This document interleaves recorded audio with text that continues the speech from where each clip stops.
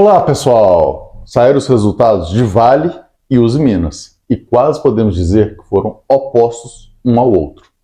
Temos novidades nas eleições dos Estados Unidos e queda de juros na China. Meu nome é Fernando Franklin e aqui descomplicamos o mundo financeiro discutindo as informações mais relevantes no nosso resumo semanal de notícias.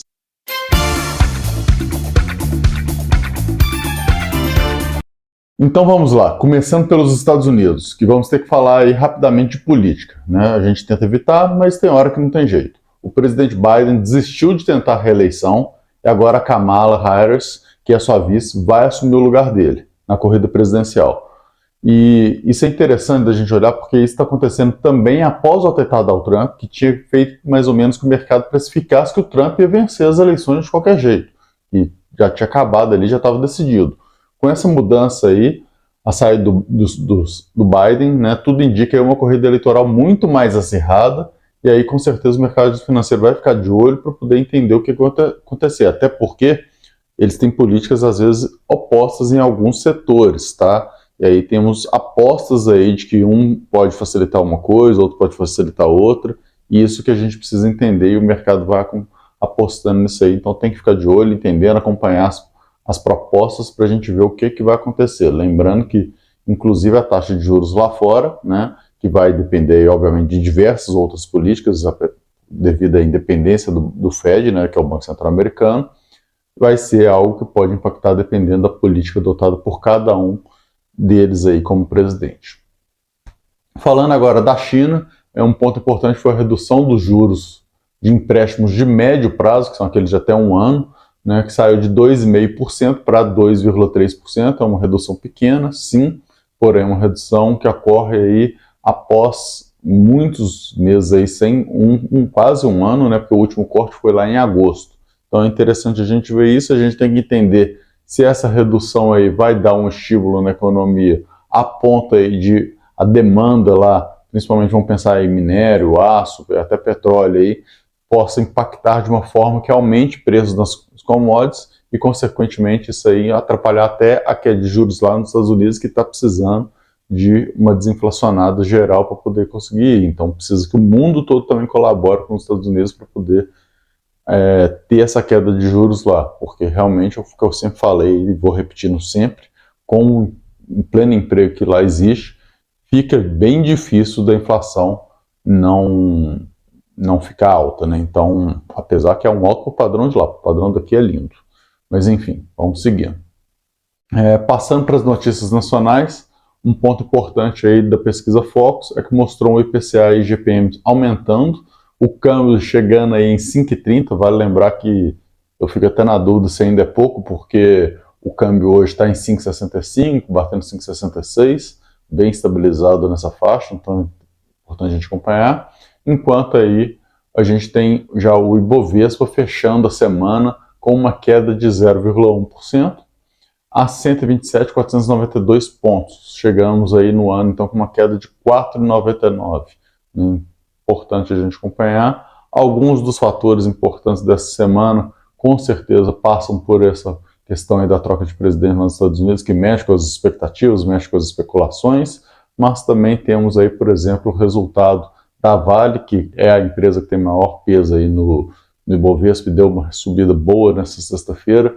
Interessante a gente acompanhar isso, a gente vai falar do resultado dela aqui, e também, obviamente, o resultado de Uzi Minas, que também é uma empresa com um peso relativamente importante no Ibovespa, não tão grande quanto a Vale, obviamente, mas teve uma queda muito significativa aí.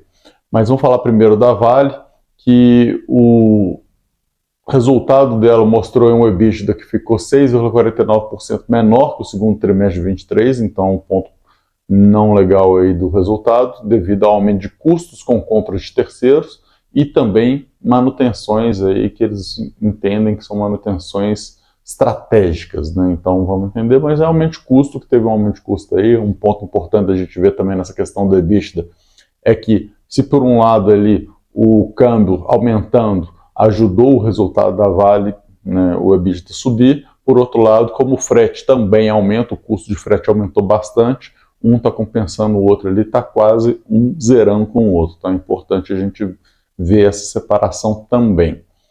Mas a gente tem aí o lucro líquido da Vale chegando com um aumento de 210% em comparação com o segundo trimestre de 23, então muito bom esse lucro líquido comparando quanto o segundo trimestre de 23, e 65% comparado com o primeiro trimestre de 24. Isso aí é importantíssimo, né? Foi bem impactado esse lucro líquido por conta de uma redução de impostos e também por desinvestimentos que aconteceram aí pela Vale, ela fez. Então são dois pontos importantíssimos aí que mexeram no lucro líquido da Vale.